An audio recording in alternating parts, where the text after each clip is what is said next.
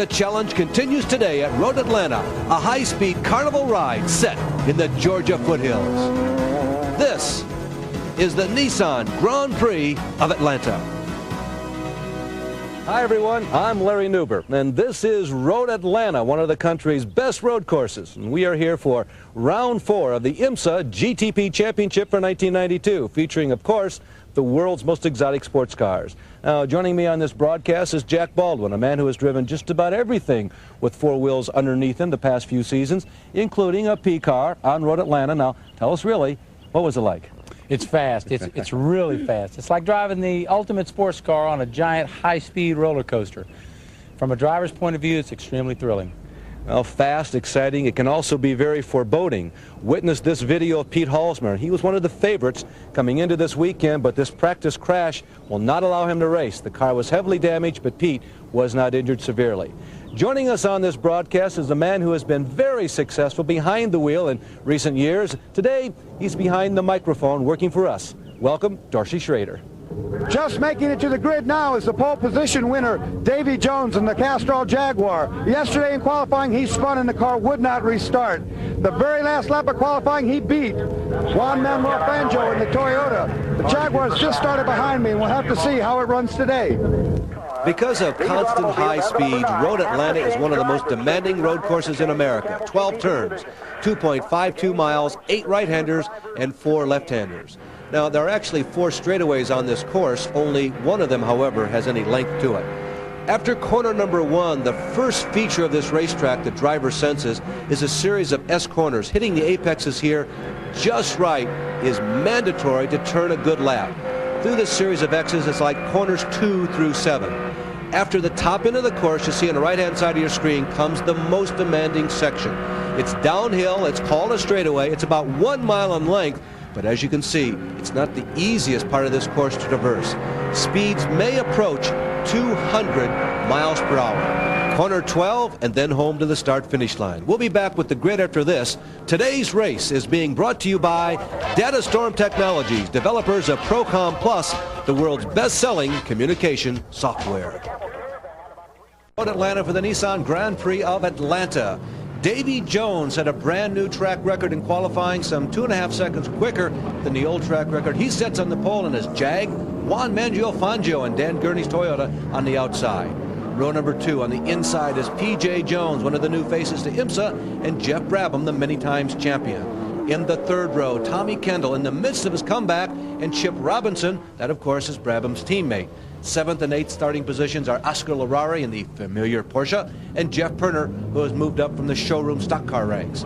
In the 5th row, Price Cobb and Jim Piero Moretti.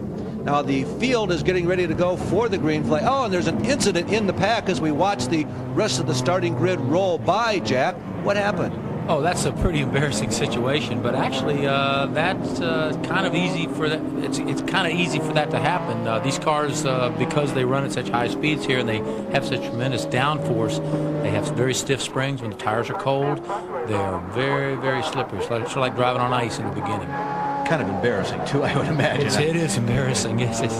All right, you will be treated to 3 in-car cameras today. Here is the first. This is Hugh Fuller's Data Storm. On board with Hugh Fuller, another one of the new faces. We mentioned P.J. Jones at the top of the show, who has made his way to the IMSA race. Yeah, and I think Hugh has come from the light cars, and that's the idea of the light cars, is to train drivers to move into the bigger GTP cars.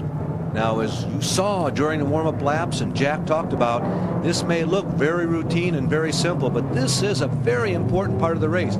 If you get in trouble here at the drop of the green flag, it can be very serious trouble. Oh yeah, because everybody's so tight and the field's together. You can tear up a lot of equipment right now. Field rumbles around corner number 12 of this 12-turn course, looking for the green flag. The Toyota and the Jag, and there's a spin right in the middle of the pack at the drop of the green flag. As we mentioned, it looks like one of the Toyotas is involved. Oh boy, it looked to me as if Jeff might have got a little sideways. Jeff Brabham possibly was involved in that. I saw what appeared to be an EDS car that is also participant in that. Davy Jones, meanwhile, no such problem. He streaks out. He attacks this 2.52-mile course. As we mentioned, he was an absolute killer in practice and qualifying, and he's picking up right where he left off.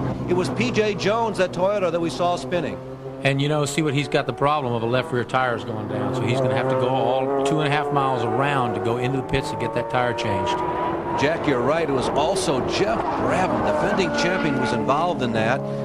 The number 77 car of Price Cobb, we were also told, was also associated with that. Yeah, there's some damage to that car. Now, let's go back to the in-car and look at the replay of that start, Jack. Well, you can see how quick things will happen here, and things will go astray. Brabham appears just to lose control. Did he just light up the tires? Yeah, just cold tires, and he got on the throttle, and that horsepower that those cars have, just the car will get out from under you. It's very easy for that to happen at this stage. Now, the incident will happen in front of Hugh Fuller. Let's see how he avoids it. You'll see P.J. Jones. He gets nicked. That's where all the debris is flying from. There was Price Cobb and the Mazda getting clipped. There's still debris flying around, and as you pointed out, Tommy Kendall will take evasive action. He'll go off into the right. He actually drove his car off into the grass to avoid that. That was a nice piece of driving by Tommy. Oh, Tennyson. He was in a nice position to avoid that, but he made the wrong decision. He went to the right. It's hard to know which way is the right way to go. You know, you got to make a decision quick, and you got to stick with it. So sometimes it's not the right one. Price Cobb, the man who 4 times has finished in the top 3 in points, comes into the pits for what he hopes will be quick repairs. Meanwhile, back out on course, let's ride with Jeff Brabham. Brabham negotiating the final turns on this 2.5-mile course. Now you see he's signaling to the front end of the car that he might have some front end damage, and obviously he might have some radio trouble too, because he's pointing to the front of the car. And Jack, that was the opposite side where we see the damage. Well, he's just pointing to the front of the car. Here is a close-up look at what's going on in the Mazda pits right now. This is one of the newer entries, with some screeching tires in the background, one of the newer entries in GTP racing.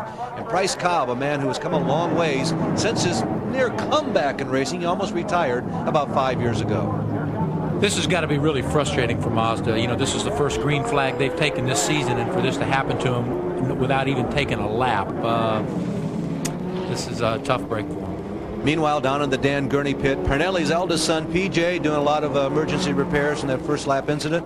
And Jack, it looks like they're doing a little more than just cosmetic work here. Yeah, they're going to have to deal with that wing. You can see the little damage under the right corner. That's going to have to be fixed. So P.J. Jones, very disappointing, because he felt he was in a position to do very well on the high-speed tracks. He's had a lot of experience in a lot of different forms of racing. Now, Dorsey Schroeder is making his way down to the pit area where all these repairs are taking place, and he's standing by right now with the man from Texas, Price Cobb. Well, Price Cobb, a real tough start of the season, tough break in this race. What happened out there? You know, for me, I'm not quite sure who started it, but all I know is one of the Toyotas managed to spin right at the start, and you know, I was coming, you know, I started ninth, so I couldn't really see who was where until I spitted through the pack, but the Toyota was still spinning and caught my wing as I went by, and unfortunately it caught us out, and I don't think we've got a spare, so it'll be interesting to see what they do. Chicago-born by way of McGraw, New York, and now making his home in Lake Tahoe, it's Davy Jones setting the pace as he has all weekend long here at Atlanta. Man, he is flying. You know, that Jaguar, he's just setting sail. You know, there are a lot of crews that aren't completely happy about that Jaguar and how it fails to fulfill the spirit of the rules. We're looking at Chip Robinson. That is Jeff Brabham's teammate. Chip Robinson, currently ranked 3rd. He's had a couple of strong seasons, but hasn't been able to beat his teammate for the season points. Juan Fangio II, currently ranked 2nd in this race. Here's another man who has shown dramatic improvement the past 2 seasons. Oh, he's terrific, and he does a great job for Dan Gurney and the team, and driving these cars. He's very, very fast. I've had the pleasure of racing with him many, many times. He's a fine individual. Davy Jones continues to rocket around this very demanding course, and with particularly the first lap incident, you now begin to wonder, can anybody catch him? There's Fangio going to school, following Davy around.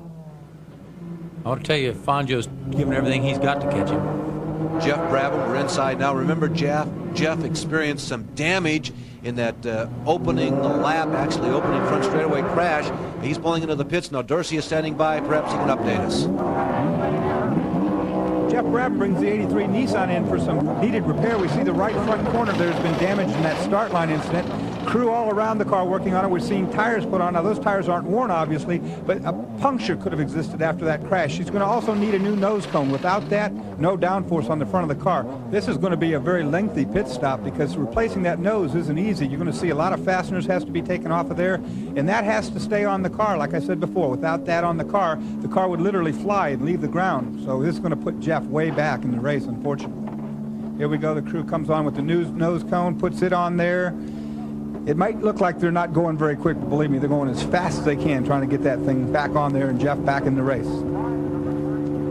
Jeff Brabham, who has won 50% of his starts since 1988, is going to have a real difficult task winning today. Jeff Brabham back out into the battle. You know, but I don't think that he's a lap down from that. I think that it appeared that they got that done in the lap. So this race can turn around. Well, it's been a carnival of speed here this weekend, like the Hi-Fi Buys Road Thunder Sound Challenge. Who can make the most noise? The best will be back. Atlanta, but actually we're at Braselton, about 60 miles north of downtown Atlanta. A lot of local colloquial names, but we'll stick with Braselton. There's second place, Fangio. He's still charging after him, and he'll never give up until he catches him. Hugh Fuller is currently being shown in 8th position. Hugh Fuller in the Chevrolet GTP car. Here's a man who made his debut at Road Atlanta. What a place to start, Jack. This is a tough place to start. It really is, but I would say it's better than starting on a street circuit. Well, that's a very solid point. Now, David Tennyson, we're in car with him right now. This is the Denon Chevrolet Spice Mobile, and Tennyson is running well back in the pack, but he was not expected to be among the front runners. No, it's hard to run with the front runners in equipment that's not as state of the art as the front running equipment is. He does appear to be moving in, though. That's Tennyson, I believe, and if so, that's the Data Storm car with Hugh Fuller that we were just riding with, and we may be about to be treated to a battle from the in-car cameras. I think David will handle him pretty quickly. There's Tennyson kind of sizing up the action. He makes a very easy pass. He goes to the inside of Fuller, and Tennyson moves up a position. David Tennyson is a very, very talented driver. We're going to hear a lot from him in the future. Just a terrific point-of-view shot. Boy, see the way he picked up those apexes? That was a beautiful job, just right on the mark. And that is the key to a fast road course like this. The apexes come up quickly, but that's the key to going fast. And you got to get them. You got to get right there, and it's an it, and you got to hit them perfectly. And look who's charging up from the back. That's Tom Kendall in that white blue trim number 12, involved in that first lap altercation. He makes another pass as Kendall moves to the front. Earlier we had a chance to talk to Tom Milner. He's the owner of the Data Storm team who's struggling to go racing. I'm just one small part of this team, and we're all trying to hopefully go somewhere. What we always have in our minds is that Nissan started out as an independent team with Don Devendorf, and Dan Gurney started out as an independent team, and you know, all these guys start out as little guys and eventually become big guys. So we're little guys, we're moving up a little bit. One day, maybe if we get lucky, we'll be the big guys. Well, one of the big guys has had a pretty smooth sailing here in the early parts of this race. That is Chip Robinson. He won this championship back in 1987 for Al Holbert. 3 years in a row he's been runner-up to teammate Jeff Brabham. Frustrating? I don't think so. Maybe it might be a little frustrating for Chip, but you know, he's a fine driver and he wins a lot of races, and his day will come again. Chip Robinson is in a pretty nice position as far as this race here at Road Atlanta goes. He's not in a challenging position yet. Davy Jones looks invincible, but Robinson is within striking distance. Oh, this race is still really young, and anything can happen. If caution comes, it'll tighten this field up, and we've got a lot of racing left here. Here is Jeff Brabham involved again in that opening start. Altercation has got his foot in it now. I think they've repaired their problems, although he's struggling to get by the Momo car. Well, it's a tough place to pass here through the S's, and you got to be careful. You don't want to hurt your car when you're coming back up through the field. You know, it's funny, you like to come to a high-speed course, but sometimes it makes passing more difficult because the turns come up so quickly. Another thing that's a problem is the turbulence in the car. Sometimes when you want to make the pass, it's a little turbulent and makes the car hard to control. Oh, we got somebody out of control, jumping like Davy Jones and crashes into the dirt, crashing across the racetrack. It's one of the Nissan cars. It's Chip.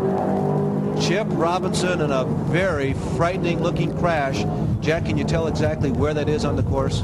That's going down into the hole in the back straightaway.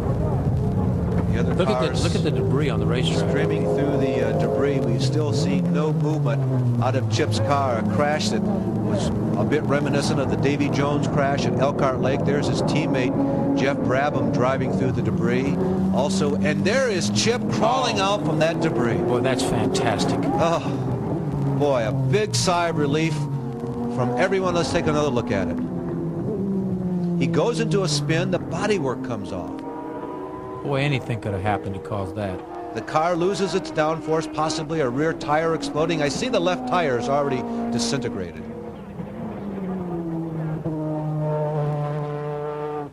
Boy, he takes a real hard hit there. But you can see how the integrity of the roll cage stays intact, and even though he's being tossed around in there, it's not coming in on him.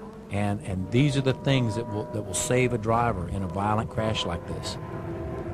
So Chip Robinson survives what appears to be visually a very vicious crash. He came out of that wreckage and walked to the stretcher.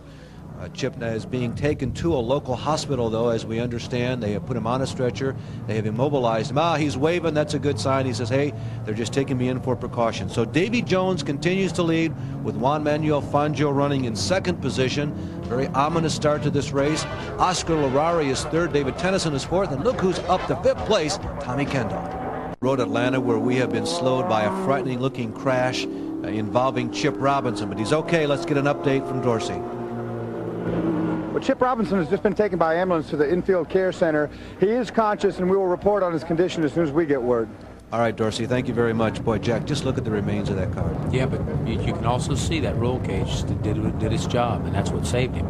Here's another look at that just horrific crash involving Chip Robinson. A one-car crash. That's what happens in these P cars when they lose their downforce. And you know, you're running so fast going down into that dip. Anything can happen. If anything does, this is the kind of crash that you'll usually get from it. If you look real closely, you can see Chip's helmet and apparently one of his arms almost flailing out of the side of that, but he obviously was conscious during the whole crash and was able to bring it back in.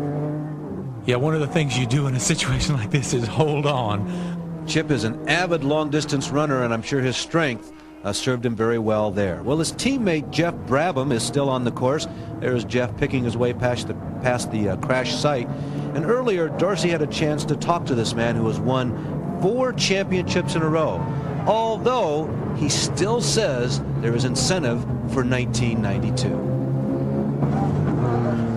Jeff, 4-time champion, and you've never had the incentive like you have this year.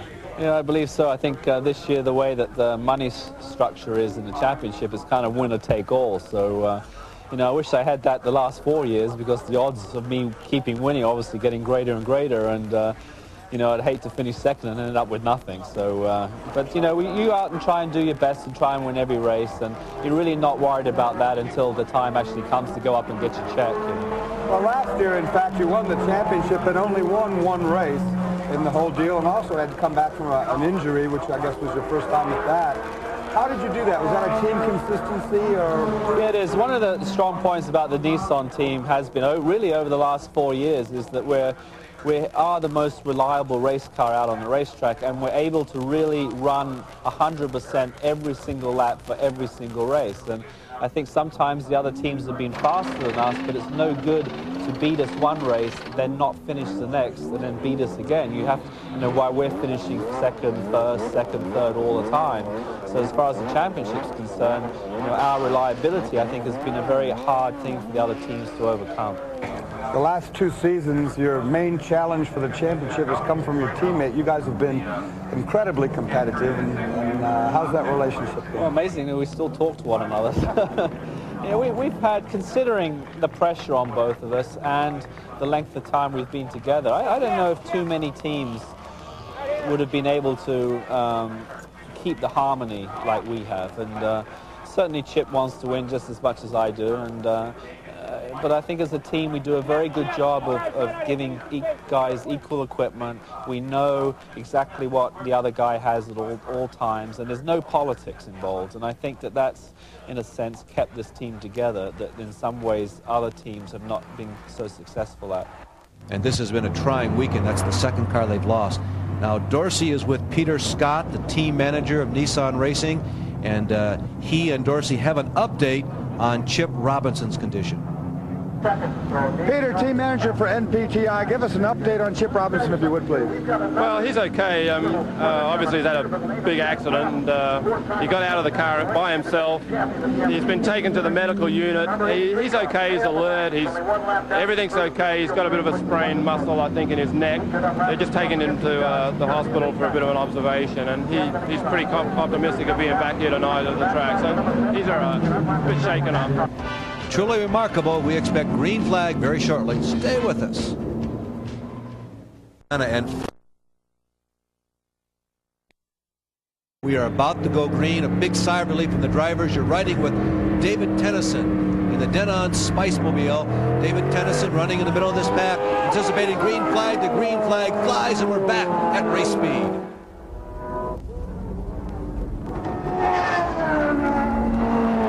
Davy Jones continues to lead. Juan Manuel Fangio running in second position.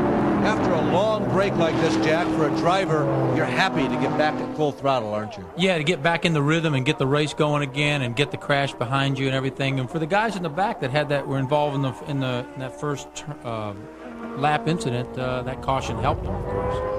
Davy Jones continues to show his heels to the rest of the field. Is this depressing at this point of the race if you're out there chasing him? It can be. It can be because, you know, it's hard to make any progress on Davy. There's Moretti. You saw him spin before the race even started. He's currently ranked in 7th position. And now you're riding with Jeff Brabham. Remember, he had that problem at the very start of the race.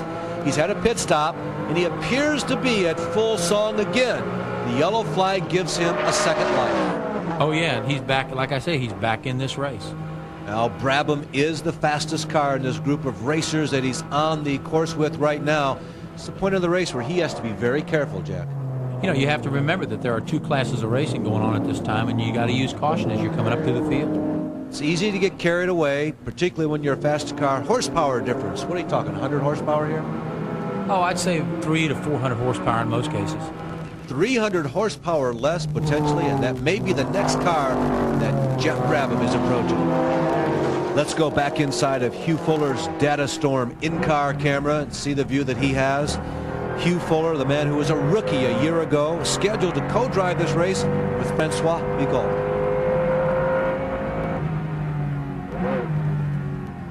Going through the gears, Jack, a tricky part of this course. It's all high speed, but a lot of shifting. Oh yeah, and that was we just went through the S's and out of turn 5, now down a short straightaway and into turn 6.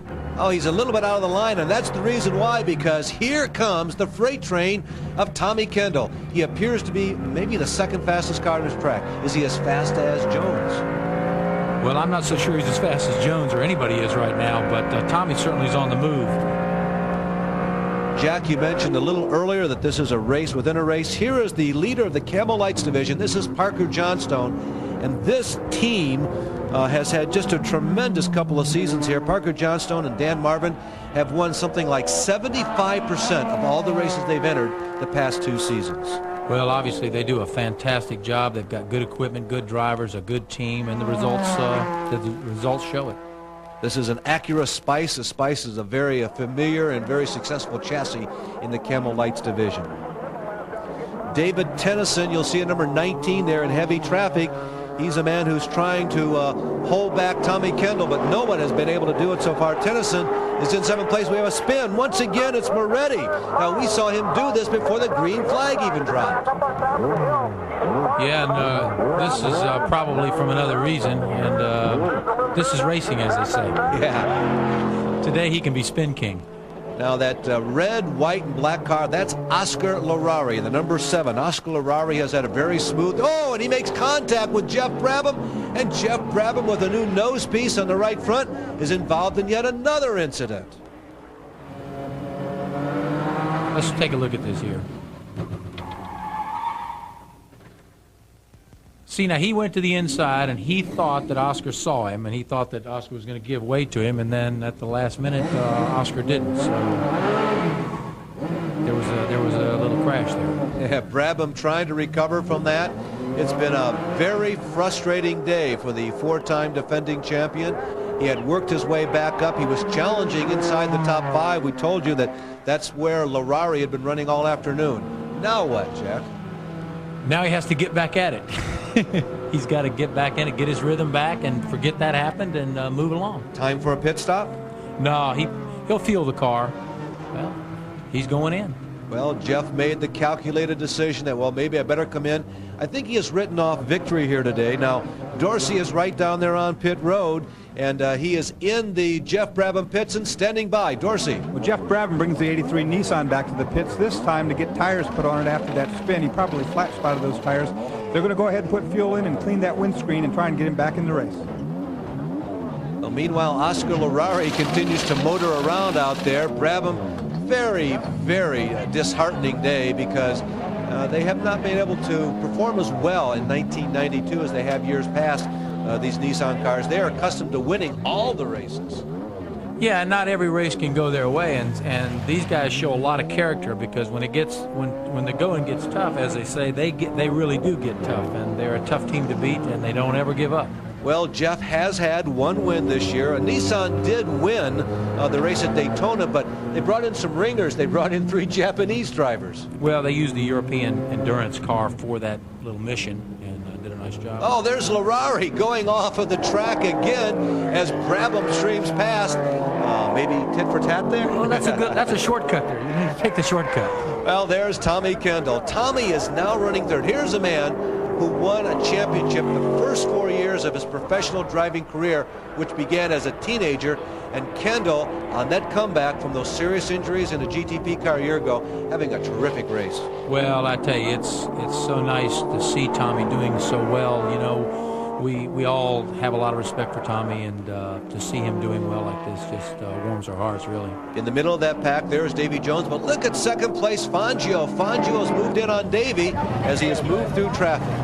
Well, racing fans come in all shapes, sizes, and animal types. And of course, whenever you go to a professional race, there's lots of places to spend your money.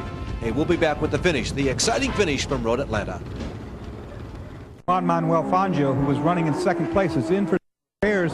What looks almost like crash damage. It has no rear body work, and we see the mechanics there laboring over the left rear suspension. You see the guy there with the gloves on and working right over there. Those gloves are heat protectant gloves. That brake rotor that they're working next to is probably over 1,000 degrees of heat right there, and that exhaust pipe next to him is also probably near 1,000 degrees. These guys are working really hard on a very, very hot piece of metal.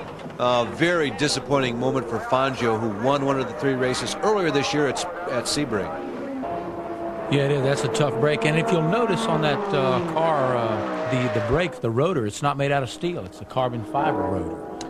Davy Jones continues to pick him up, laying him down, working his way through the field. He's lapped about half of the field and many of the cars inside the top 10. Now, everybody's going to have to stop once, and yes, it's just the time. Here comes Davy Jones in for his pit stop. Well, Davy Jones finally brings the Bud Light Jaguar onto pit lane for his fuel stop. Now, I talked with Tony Dow, team manager, earlier. He told me that he thought the Jaguar's strong point was when it was very, very fast on light fuel tanks.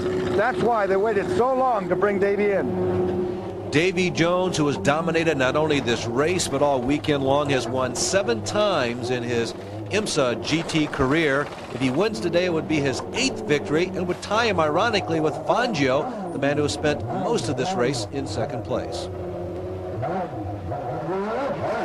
The leader among all the active drivers for all-time wins, of course, no surprise, Jeff Brabham, as Davy Jones drag strips out of the pits, hoping to hold on to that lead. He's had such a dominant day, it's likely he's still in front, Jack, even though he's made his pit stop.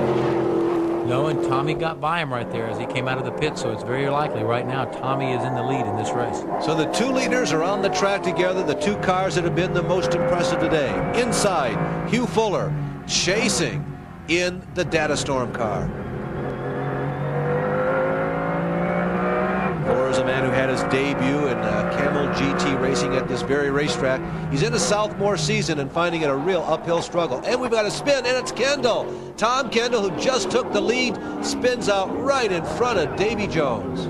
Tommy's giving it everything he had, trying to keep Davy at bay, knowing Davy had cold tires and trying to get a little bit out on him. And, you know, the car got out from under him there. Now here is Brabham. He is, of course, at full speed as he goes by Kendall, who's still trying to go through the gearbox and get up to the maximum speed. A break for Brabham. He is another one of the favorites in this division. Has had a very frustrating day, Jeff Brabham has. You know, Tommy's had a great run today in his Chevrolet. He's run hard all day, running the top 5 all day. He's driving his heart out. A little more than halfway, routine pit stops are taking place. There's David Tennyson and Denon Chevy-Spice. David from Thornhill in Ontario is sharing that ride today with Wayne Taylor. He's from Surrey. That's in Guildford over in England, now making his home in Florida. David was the most improved driver a year ago, and of course Wayne, one of the most active. Now, did you ever wonder where professional racing drivers had an opportunity to do their practice? As we watch Davy Jones, we can share with you that we think we figured that out this weekend here at Road Atlanta. Now, the racetrack, we're just joking, of course. Thank the drivers, Airspeed Halsmer and Chip Robinson, for coming out to support their activities at Road Atlanta. And the drivers had a lot of fun. This is what it looked like all weekend long, as there was a big celebration of speed here in Atlanta this weekend. We'll be back with the finish shortly. But very fast Road Atlanta, where this race, Davy Jones' locker all day. He's had it there and not given it, not even showed it to anybody else. I'll tell you, it's a super car. You know, it's a 1,650-pound, 3.5-liter V8 with a 6-speed transmission, and he actually shifts the car with his left hand. There's Parker Johnstone going through your picture, Jeff Brabham. And there is second running Tommy Kendall. He's had a great race. He's survived a spin, but still runs in the runner-up position. There's Kendall moving his way through the slower traffic. Tommy Kendall on his comeback today. He was seriously injured at Watkins Glen a year ago. Here's Hugh Fuller. He'll share that car today with Francois Migaud. And they have been giving us great shots all day long. The leaders have been buzzing around so quickly that most of the shots from this car have been of the leaders going by, but they've had a very consistent run this afternoon. You see, at least as fast as more than half the cars on the racetrack. One of the things you can say about Hugh Fuller is he's staying out of trouble.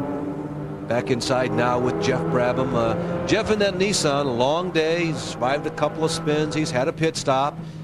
Jeff Brabham would like to pull off a good finish here today, but I think he has written off victory. Now, Jack, we've been chasing the Jag all day long, and there are a lot of teams that are unhappy with the way that car's been put together. What do you think? Well, they've taken this car and they've just really done some extensive work to get the car down to weight and to take full advantage of the rules as they are written at this point. Another one of the new cars on the screen right now. This is Price Cobb. This Mazda, they had a difficult time getting on the track. This is its maiden voyage for this year, and they finally got it out. He's involved in that first lap altercation. Hey, I think these guys are just thrilled to death that their car's going around the racetrack. I mean, there's got to be a lot of pride and happiness in the pits right now with Mazda that they're completing or running their first race. Here's P.J. Jones. P.J. was the third fastest qualifier today, but currently is ranked in 13th because he too has been involved in an altercation. A little more about the Jag. There are those who say that the car kind of violates the spirit of the rules. It's within the rules, but some of the teams are saying, hey, this is a Formula One car with fenders. Fair criticism? Fair criticism. Well, that was pretty succinct.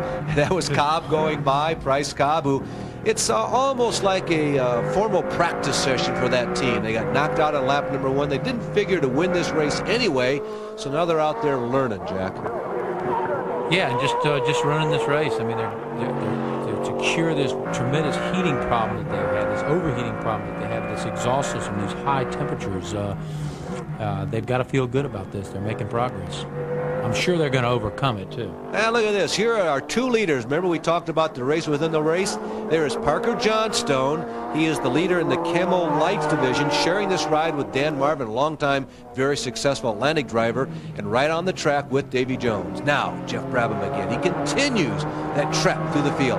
How high can Jeff Brabham rise today after all those problems? Well, you never know with Jeff. He's the team and Jeff are so great that it's not out of the question at all for them to come back and win this race. You know, it's been a good day for Davy up to this point, but the checker flag hasn't dropped yet. Anything can happen. Jeff's going to be careful passing the good doctor, Dr. Giampiero Moretti, because he's been involved in 2 spins already today, but Brabham gets by unscathed this time. The good doctor moves over and Jeffrey last pass. Now there's KENDALL. KENDALL is still chasing Davy Jones, but I think it's futile at this point. Incidentally, Brabham, we believe, is a lap down at this juncture, so KENDALL is still being shown inside the top 3 as Brabham is trying to make up some ground. Yeah, and you know, the only thing Jeff can do right now is what he's doing, run as hard as he can run, and without tearing up his equipment. Maybe help for yet another yellow flag, because we've had a couple in this race, and of course one major slowed this thing down for about a half hour when his teammate Chip Robinson crashed. Jeff is among the drivers in today's field that has won here at Road Atlanta. He has 3 career victories. The late Peter Gregg is the all-time leader with victories here at Road Atlanta with 6, and Al Hobart has won 5 times. But the man today has been Davy Jones. That car has just been flawless, and earlier we had an opportunity to talk to him about his Jaguar machine. It's a car that is really, I think it's upstaged all of IMSA as far as you know, being the state-of-the-art modern-day racing car, and it's kind of upsetting because a lot of people are actually saying that the rumor is, oh, it's a Formula One car with a body on it, and it's not really. And it would be embarrassing to the designers of the car to really hear that. You know what it is? It's an all-out built sports car from the ground up with a lot of Formula One input.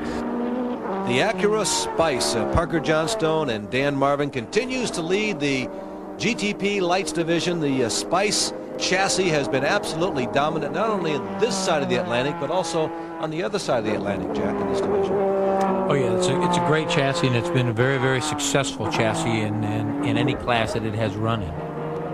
Davy Jones was the league leader, so to speak, in victories a year ago. He won 5 times. Fangio actually won 3 times in 1991, and Chip Robinson won twice. A whole host of drivers won 1 time, including Jeff Brabham, and that was a bit of a surprise because he had been so dominant the 3 previous seasons. Back in car now. Here's what the drivers see as they traverse Road Atlanta at 140, 150, even up to 165, 100. Debris all over the racetrack. Very uncommon. We've got corner, and we have another serious accident. A car, it is Jeff Brabham, almost duplicating his teammate's accident of earlier in the day. A very unusual occurrence. Oh, man. Now, this one happened at the top of the hill where Chip, his crash happened as if they were going down into the dip. This is at the other side. Boy, I hope Jeff's okay. You can see him moving around. He's moving around. You sure can. He's moving around. And you can see how the roll cage, the integrity of that car, these cars are really built, I mean, to save the driver in a case of a crash like this. And he's okay because of that. These are frightening moments, though. Let's take another look and see if we can tell exactly what happened, Jack. Well, it's really hard to tell or hard to speculate on what might have caused a violent crash like that. It was just as one of our in-car cameras was coming through, we caught the end of the debris.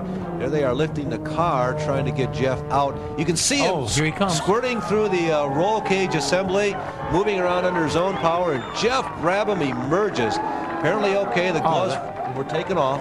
That's fantastic. That is absolutely fantastic. And look at his crew member giving him a hug, saying, wow, we're glad you're okay, buddy. We just lost another race car, but the most important part, the irreplaceable part, the driver. Boy, it's such a relief when a driver gets out of a crash like that, you know, and you watch that terrifying scene and you see a driver get out and stand up. It's so nice to see that. And he's gone through it and he's made it. Evidence of the violence of the impact. Jeff's helmet began as a freshly painted piece of safety gear, badly scarred as a result of that accident. We'll be back with more. Day, we've had 2 extremely serious looking crashes. Both drivers walked away teammates, Jack. It's unbelievable that the Nissan team would have this kind of trouble in one weekend and this many crash cars. This makes 3. We're able to show you right now something that very few people get to see. What a professional race driver goes through at 175 miles an hour plus in crashes. Going down into the dip now, the highest speed place on the track. Ooh, the hit. Why did it not look as violent inside as out? Well, you know, when the car goes into a crash situation, you slam on the brakes, you lock it down. Everything gets real quiet before that first hit. And I noticed another thing, too, that the camera broke before that second landing upside down on the racetrack. We've also been watching Tom Kendall today, simply one of America's best road racers. 3 IMSA GTU championships and an SCCA Trans Am championship have given him the opportunity to drive in the GTP ranks for Chevrolet. But the last year has been extremely tough on him. It is not easy for Tom to even race these days. Shortly after graduating from college last year, he suffered serious leg injuries in an accident at Watkins Glen and was not expected to compete until later this summer. But after months of rehab, Kendall was back in a Chevy Intrepid this past February, competing in the Miami Grand Prix. He did finish and is well on his way to competing at 100%. He gives much of the credit to his team and designer, Bob Riley. It feels great. Yeah, last year, that was the nice thing, having Bob design the car, is he knew there was a good chance I was going to be driving it, and he took that into consideration when building it. So I had plenty of room to operate last year. Same goes this year. It's a little different with my ankles not being as flexible, but made a few little changes on the pedals. And when I'm in the car, other than the first couple laps and everything, and my ankles is getting a little bit warmed up, after that, it's no problem. Tom reached another milestone last month. He had vowed to walk down the aisle with his new bride, Caroline Kreft. I have a cane that my crew chief made me. It's really nifty and made out of carbon fiber, but no offense to him, but I really want to do it without any sort of aid. And I practiced a little bit, and I really didn't know until probably about 3 weeks before if I was going to be able to do it or not. And, on the big day, similar to being in the race car, the adrenaline, I think, helped a little bit. And she took off like a racehorse at first, and I said, whoa, whoa, whoa, slow down a little bit. And, we just kind of took our time and had no problem. With that goal achieved, Tom Kendall's thoughts now turn back to racing and to another important objective, his first GTP win and maybe the championship. At this point, I think we're 50-some points down to just about everybody. There's quite a few people who are all up at the front end of the pack who are, running all season. So, we'll take it one race at a time. I want to win my first race first off, and then hopefully a few more after that. And, with a little bit of luck, I think we still have a chance of being in the championship. If today is any indication, I think Tommy Kendall is going to win that first race after his comeback fairly soon. Now, we're late in the race here, Jack. Do you think they're going to stop this one? It's gone on a long time under yellow. Well, there's a good chance of it. There's a lot of debris on the racetrack. The race is close to ending. It might be a little dangerous. There's the checkered flag in the starter's hand. They are going to call this one. That's going to award this race to Davy Jones, but I don't think that comes as any surprise to anybody else. No, I don't think that awarding it to him is, he earned the race today. You saw the unofficially second-place car on the screen at the front of that pack, which tells you that Davy Jones had practically an entire one-lap lead on the rest of the field. So Davy Jones, although he wins it easy at the very end, is certainly one that he deserved today. What do you think about that, Jack? Well, just like Davey said, it's a state-of-the-art car. It's a purpose-built race car, and it's doing exactly what it was planned to do, win races. Well, Davy Jones shattered the existing track record by almost 2 full seconds. And we'll take a look here at the unofficial top 5 and remind you we'll be back with that victorious race winner and Dorsey Schroeder right after this. As the lead his efforts of a year ago by winning here at Atlanta. It's the first win for his team this year. Let's go to Dorsey. You set, bud? Well, the Nissan Grand Prix ends under yellow. Some monstrous accidents out there. Davey, did you have any trouble at all today? No, the whole Bud Light Jaguar team all weekend, we really critiqued every little part of this car to just perfect it, and I can't complain at all. The whole race, the car just went great. I had no problems at all, but it's a great victory for the whole team, the whole crew, Bud Light, Jaguar, and Castrol. But, it's kind of hard to show a lot of excitement as well when I see 2 of the most horrible shunts that I've seen in probably my whole racing career. And I'm just really relieved to see that both Chip and Jeff are out of the car, and they're okay as far as I can tell.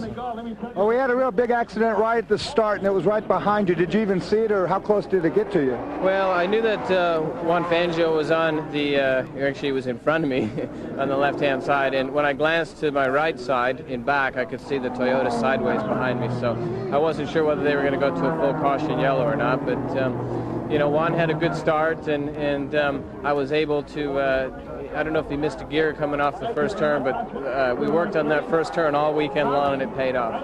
A flawless performance, and congratulations. Well, I'm pleased to win the Nissan Grand Prix back-to-back here at Road Atlanta, and you know, it's a hard day for Nissan, and I just hope that both Jeff and Chip are okay, and we'll see them at our next race at Lime Rock.